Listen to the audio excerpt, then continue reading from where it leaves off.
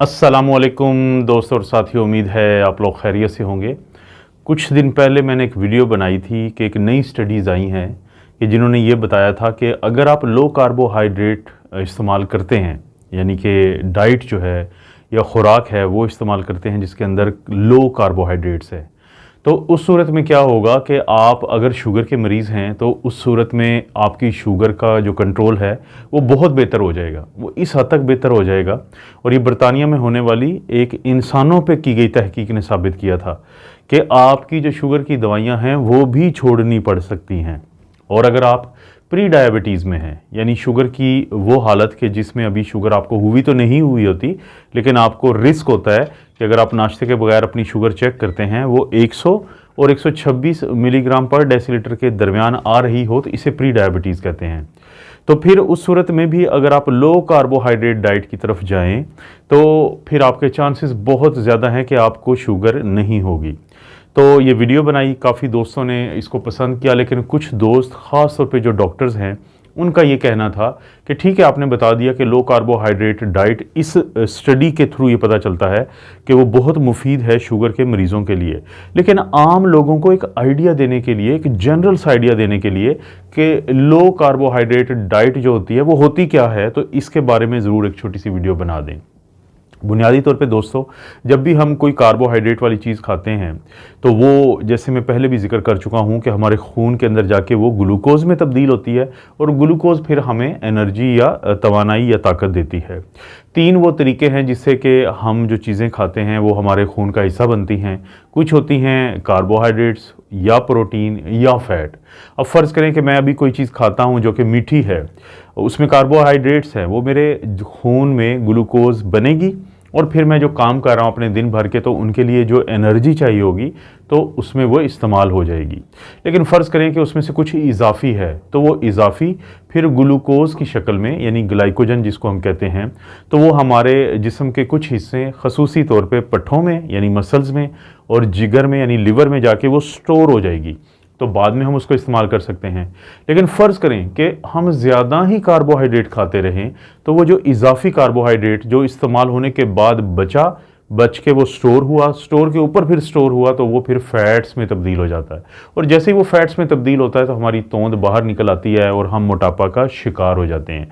तो लो carbohydrate diet का फिर ये मकसद है कि आप जो ग्लूकोज है, कार्बोहाइड्रेट है, वो कम भेजें अपने जिस्म में। जब वो कम भेजेंगे तो देखें, बजाय इसके कि मेरा जिस्म जो है उस कार्बोहाइड्रेट को जो मैं फौरी तौर पे खाता हूँ उसको इस्तेमाल करके वो एनर्जी पैदा करता है, तो पहले वो जो स्टोर किया हुआ ग्लूकोज है उससे एनर्जी लेगा, और जब वो स्टोर है वो कम हो जाएगा तो फिर जो फैट्स पड़ी होंगी जिसकी वजह से हमारी तोंद बाहर नज़र आती है, हम मोटे होते हैं, हमारी जो गर्दन होती है वो बाहर निकली हुई होती है, यानी कि वज़न ज़्यादा होने की सूरत में, तो वहाँ पे पड़ी हुई सारी जो फैट्स है उसको इस्तेमाल करना शुरू कर देगा हमारा जिस्म एनर्जी के तौर पे। और जब उसको इस्तेमाल करेगा तो हम वज़न भी हमारा कम होगा। और शुगर का तो मैं पहले ही जिक्र कर चुका हूँ कि शुगर के मरीज़ों को तो बहुत ज़्यादा फ़ायदा होगा। तो उन दोस्तों की बात में बहुत वज़न है कि लो कार्बोहाइड्रेट का एक बेसिक आइडिया क्या हो सकता है। तो दोस्तों, एक बेसिक आइडिया आप लोगों को मैं दे देता हूँ कि जो लो कार्बोहाइड्रेट डाइट्स होती हैं उसमें कौन सी आती है। जैसे प्रोटीन वाली चीज़ें आती हैं। प्रोटीन वाली कौन सी है? जैसे कि गोश्त, जिसको हम लीन मीट कहते हैं, ये जो पुठ का गोश्त होता है या जो चिकन ब्रेस्ट एक हम कहते हैं कि ये गोश्त है, तो ये वो गोश्त है जो कि लो कार्बोहाइड्रेट में आता है क्योंकि इसमें प्रोटीन ज़्यादा है। इसी तरह से अगर हम बात करें अंडों की, तो अंडे भी उसी कैटेगरी में आते हैं कि जिसमें लो प्रोटीन है। सादा मिल्क, आम जो दूध होता है, प्लेन मिल्क जिसे कहते हैं, या वो दही जो जिसके अंदर हमने कोई मीठा नहीं डाला होता, ग्रीक योगर्ट एक बड़ी मशहूर है, तो वो भी लो प्रोटीन में आती है। सेब, स्ट्रॉबेरीज, ये जो रेसबेरीज फलों के अंदर, ये वो फल हैं कि जो लो कार्बोहाइड्रेट में आते हैं। इसी तरह से वो दोस्त जो सब्जियों के शौकीन हैं वो गोभी खाएं, और इसी तरह से गोभी के साथ ये ब्रोकली जो है वो भी लो कार्बोहाइड्रेट में आती है। आजकल सीज़न है साग का, तो जो ग्रीन लीफी वेजिटेबल्स होती हैं, सब्ज़ पत्तों वाली जो सब्जियां होती हैं, वो भी उस कैटेगरी में आती हैं जिसमें लो कार्बोहाइड्रेट होती है। इसके बाद दोस्तों, आजकल फिर सीज़न के हिसाब से बात करें तो नट्स हैं, बादाम हैं, अखरोट हैं, वो लो कार्बोहाइड्रेट में आते हैं क्योंकि प्रोटीन का एक बड़ा अच्छा ज़रिया है।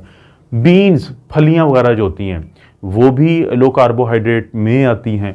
इसी तरह से ऑयल्स जो होते हैं, जैसे ऑलिव ऑयल है, एक मिसाल है, या रेपसीड ऑयल जिसे कहते हैं वो है, या कैनोला ऑयल्स हैं। ये जो ऑयल्स हैं ये फैट्स तो इनके अंदर होती है, लेकिन इनके अंदर कार्बोहाइड्रेट बहुत कम होती है।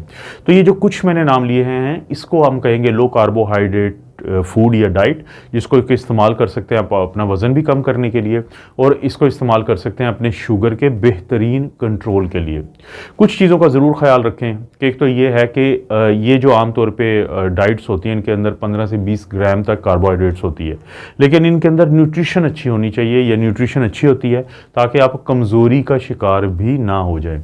और बड़ा अच्छा एक पॉइंट किसी दोस्त ने बताया और मैं आपसे भी शेयर करता हूँ कि बजाय इसके कि आप सुबह के नाश्ते के बाद फैसला करें कि आपने क्या खाना है, आप कोशिश करें कि आपका एक हफ्ते का चार्ट तैयार हुआ हो। आपने पहले ही फैसला किया हो कि नाश्ते में आपने क्या खाया करना है, और दूसरा ये है कि आपने जो लंच है आपका दोपहर का खाना है उसमें आपने क्या खाना है, और जो डिनर होता है रात का खाना होता है तो उसमें आप क्या खाएंगे।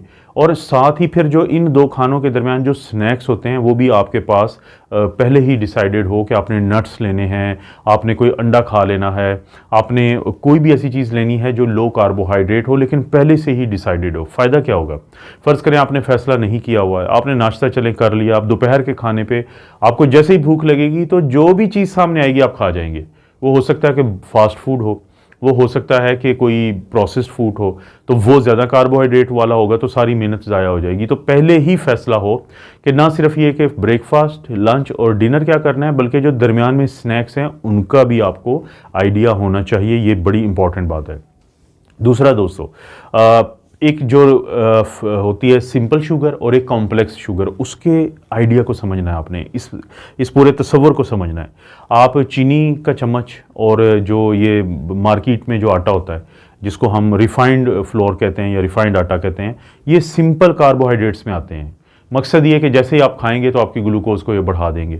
लेकिन इसके मुकाबले में जो कॉम्प्लेक्स कार्बोहाइड्रेट्स है, जैसे कि पूरी गंदम की रोटी को हम कहते हैं, ब्राउन ब्रेड को कहते हैं, केला जो है वो आता है उसमें, सेब उसमें आता है, सब्जियां उसमें आती हैं, तो इनके अंदर क्या होता है कि कॉम्प्लेक्स कार्बोहाइड्रेट्स है कि जो जिसके अंदर फाइबर भी है, प्रोटीन भी है, वाइटामिन भी हैं, मिनरल्स भी हैं। जब ये आप खाते हैं तो ग्लूकोज चाहे बढ़ सकती है थोड़ी बहुत, लेकिन साथ बाकी सारा कुछ इतना होगा कि वो तेज़ी से ग्लूकोज को नहीं बढ़ने देगा। इसलिए दोस्तों को मैं कहता हूं कि आप सेब का जूस ना पिएं बल्कि सेब खाएं। जब आप सेब खाएंगे तो वो आपको फाइबर भी मिलेगा, वो आपको बाकी चीज़ें भी मिलेंगी, और कॉम्प्लेक्स आपको कार्बोहाइड्रेट मिलेगा जो आपके फ़ायदे की चीज़ है। तो ये कॉन्सेप्ट को समझना बहुत ज़रूरी है। अब आपने फैसला कर लिया कि लो कार्बोहाइड्रेट्स फलां चीज़ें हैं आपने वो खानी है, तो खाना भी पहले ही तैयार करके रखें। कोशिश करें कि आपके घर में स्नैक्स, आपके घर में जो ये जो नट्स वगैरह पड़े हों, फल वगैरह पड़े हों।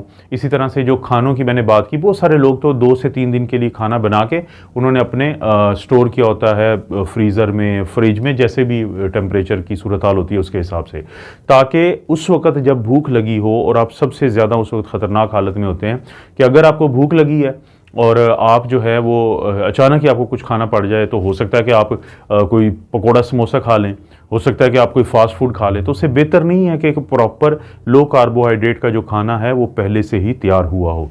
और आखिर में दोस्तों एक अहम बात मैं आपसे शेयर करना चाहता हूँ इसी सिलसिले में, कि लो कार्बोहाइड्रेट कौन कौन से खाने हैं, उससे ज़्यादा ये जानना ज़रूरी है कि उनकी कम क्वांटिटी आपने लेनी है। ये नहीं है कि आप फैट्स के पीछे ही पड़ जाएं, जैसे वो कीटो डाइट में होता है कि लोग बिल्कुल ही फैट खाना शुरू कर देते हैं, बल्कि आपने ये जो लो कार्बोहाइड्रेट्स फूड्स मैंने आपको बताए हैं, आइटम्स मैंने बताए हैं, इनकी कम क्वांटिटी ले लें, लेकिन एक से ज़्यादा दफ़ा ले लें तो वो ज़्यादा आपके लिए मुफीद चीज़ है। क्योंकि फ़र्ज़ करें कि आपने वज़न कम करना है, लेकिन आप बार बार वही चीज़ ले रहे हैं जो अगरचे लो कार्बोहाइड्रेट थी, लेकिन वो आपको फिर फ़ायदा नहीं देगी।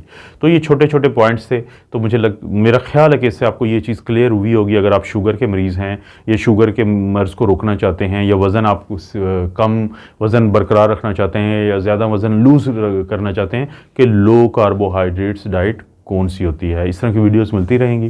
वीडियो को लाइक करें, चैनल को सब्सक्राइब करें, और कोई भी वीडियो जो अच्छी होती है तो दोस्तों रिश्तेदारों से उसका जो लिंक है वो शेयर के ऑप्शन से ज़रूर शेयर कर दीजिए करें। आप अपना और अपनी फैमिली का ख्याल रखें। अल्लाह ताला आपको और आपकी फैमिली को हर किस्म की बुराई, बीमारी और आजमाइश से महफूज रखें।